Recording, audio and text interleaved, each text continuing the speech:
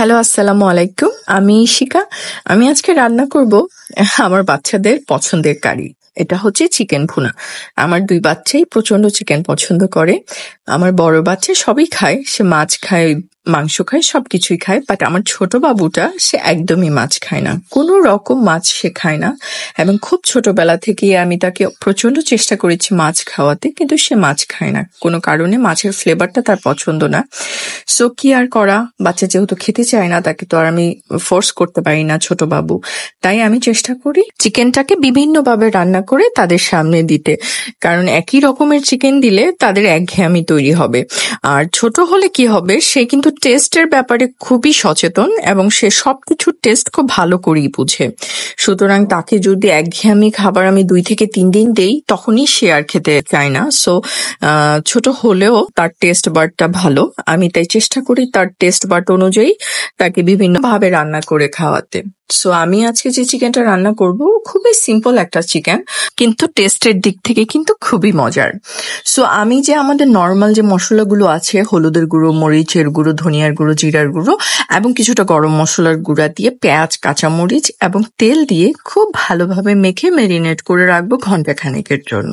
এবার প্যানে আলুগুলো ছেড়ে দিয়ে তার মধ্যে লবণ ও হলুদের গুঁড়ো দিয়ে খুব ভালোভাবে আলুগুলো সিদ্ধ করে নিব। মনে রাখবেন, আলু যতক্ষণ পর্যন্ত একদম ওয়েল ডান না হচ্ছে ততক্ষণ পর্যন্ত কিন্তু ওঠানো যাবে না, তাহলে আলুগুলো কাঁচা থেকে যাবে।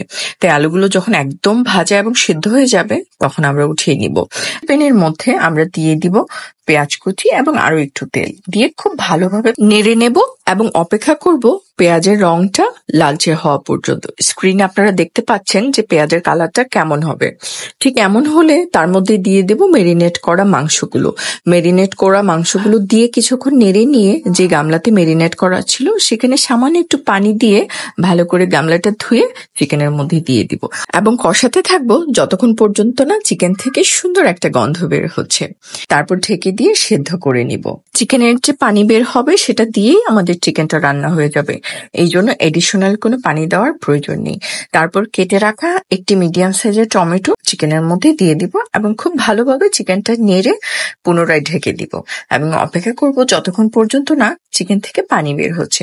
যখন দেখবো চিকেন থেকে পানি বের হয়েছে তখন ভেজে রাখা আলুগুলো দিয়ে কিছুক্ষণ নেড়ে আবার ঢেকে দিব এবং অপেক্ষা করব যতক্ষণ পর্যন্ত না মাংসটা একদম কষা কষা হয়ে গেছে।